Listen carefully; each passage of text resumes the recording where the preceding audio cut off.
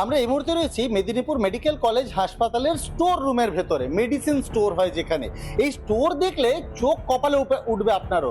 যে রুমটায় রয়েছে এখানে দেখুন ঠিক এইভাবে পেটি পেটি মেডিসিন পড়ে রয়েছে, কিন্তু এই মেডিসিনগুলো যে স্ট্যান্ডার্ড অপারেটিং প্রোটোকল সেই অনুযায়ী এই মেডিসিনকে এভাবে রাখাই যায় না।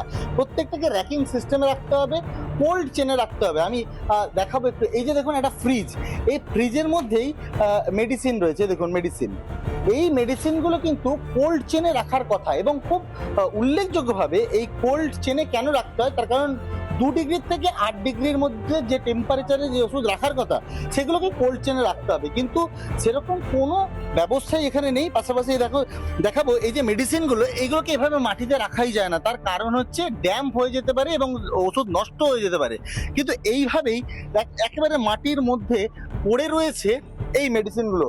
আরও একটু ভেতরে এগিয়ে আসবো এবং ঠিক এইভাবেই কিন্তু গোটা জায়গায় মেডিসিন পড়ে রয়েছে। র্যাকিং সিস্টেমের কথা বলা হচ্ছে, এই দেখুন সেই র্যাকিং সিস্টেম, কোনো আপগ্রেডেশন নেই, দীর্ঘদিন ধরে এইভাবেই পড়ে রয়েছে। আর এটাই হচ্ছে নাকি মেদিনীপুর মেডিকেল কলেজের একদম স্টোর রুম। যে মানার ব্যাপারটা এই কন্ডিশনে আমরা এই সিচুয়েশন এইভাবে তো রাখা যায় না, রাখা যায় না।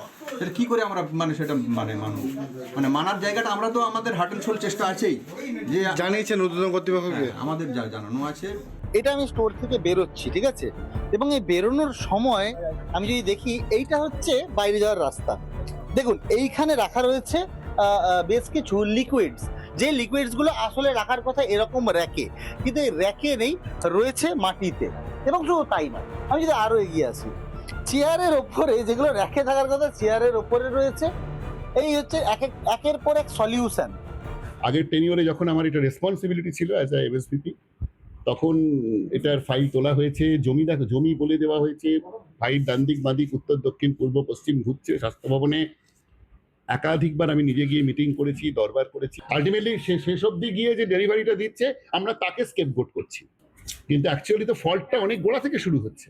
মেডিকেল মেডিসিন স্টোর রুম, যেখানে 15টা দেওয়া হয়েছে এখানে সিস্টেম যেগুলো মানতে হবে, সেই সিস্টেম পুরোপুরি রেকমেন্ডেশন মানা হচ্ছে না, একটাও মানা হয়নি। মোবাইলে স্টক মিলবে না তো, ইঁদুর খেয়ে নিচ্ছে, তারাই বলছে, যারা স্টকের দায়িত্বে আছেন তারাই বলছে ইঁদুর খেয়ে নিচ্ছে। তার মানে এই যে সিস্টেম, এটা ব্রেকআপ 15 বছর ধরে যেভাবে হেলথ ডিপার্টমেন্ট চালিয়েছে গত 15 বছর ধরে, তার এখানে প্রতিচ্ছবি দেখতে পাচ্ছি। কোটি কোটি টাকার ঘাপলাবাজি বলবো, এ তো চুরির কারখানা। এই ওষুধ খেয়ে মানুষ কতটা সুস্থ হবে তা তো বলাই যাবে না, তবে মানুষ যে অসুস্থ হবে তা বলতে বাকি রাখছেন না বিশেষজ্ঞরা। মেদিনীপুর থেকে সুদীপ্ত দাস, রিপাবলিক। নানা ধরনের কন্টেন্ট দেখার জন্য লাইক করুন, শেয়ার করুন আমাদের ফেসবুক পেজ, সাবস্ক্রাইব করুন আমাদের ইউটিউব চ্যানেল। পাশাপাশি অন্যান্য ব্রেকিং নিউজের জন্য অবশ্যই চোখ রাখুন রিপাবলিক বাংলায়।